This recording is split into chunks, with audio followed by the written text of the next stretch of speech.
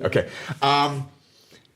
What we often like to do in our podcast is ask for book recommendations. We're going to put it into the flow, though. We're not going to make it as a separate chapter. We're going to kind of tie it into the conversation. We're talking about how do we make other people fall in love with what we do and understand that we deliver value? How do we create longevity by addressing people?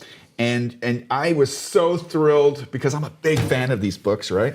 And I think they're a great addition to our medicine kit of what PMOs can do to have a better understanding of what they can be, right?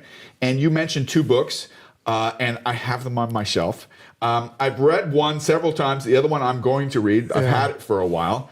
The first one is The Business Model this Generation. One is very famous. By the way, I love this book because it is a wonderful blend between, it looks like a children's book because it's got a lot of pictures, but there's some really heavy, it's simple, intelligent visual, comments in here, like different models powerful. that you can look, which also addresses the fact that there's not one business model, there's several business models. And this is a book that you recommended, and I also recommend. I adapted a little. By the way, I also agree. You can take something and say, well, I would use a different word or maybe ask a different question. And you can use that to create a strategy of your PMO. Yes. So this is also my number one recommendation, and we don't get paid for this, but you can send me a couple copies. Why reinvent the wheel? Use simple. It's graphic.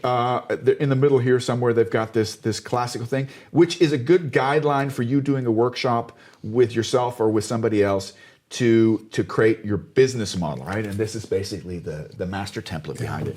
The book that I definitely going to put on my list to read that I've had for a while, but I haven't gotten around to it, is The Value Proposition, right? This one is the Tell one us a that little bit about that and why you think this is a great tool for PMOs. All right. So actually the first one, because in the framework, we have one layer that talks about the PMO strategy, right? And the first one is very useful to create this strategy. It can help you.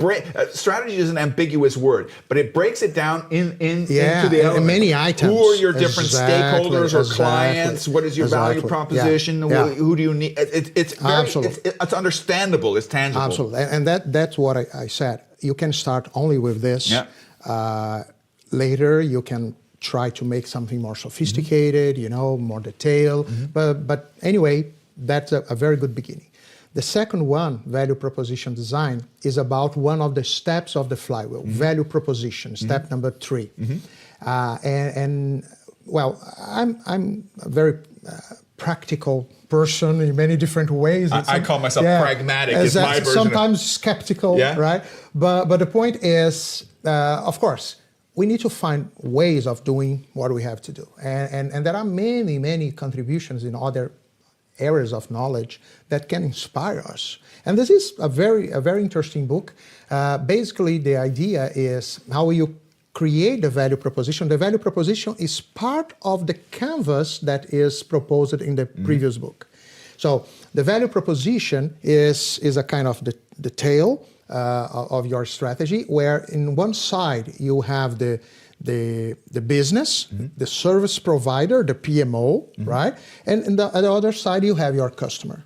And everything is based on the idea of pains, solutions for those pains, how you make them operational through things that you will do, and then some other details. So it can help you on defining the value proposition. That means, okay, I understand the pains, step 2, the step before, value proposition, and now I will create the solutions. I will prescribe the medicines, right? It means that I will tell you which kind of services I will provide, in which way. This is something very cool that we have in the new guide, because for many years we saw many people talking about something like directive PMO, support PMO, even in the PM book, or consultative PMO. I've yet to see a directive one, though. But that's a different story, But we realized something really interesting. When we say a directive PMO, it looks like the PMO will be directive all the time, and all the time with every customer. It's not like that. Actually, depending on who your customer is And depending on the service that you are providing, you can provide this service to this customer in a more directive way, in a more supportive way, in a more controlling way.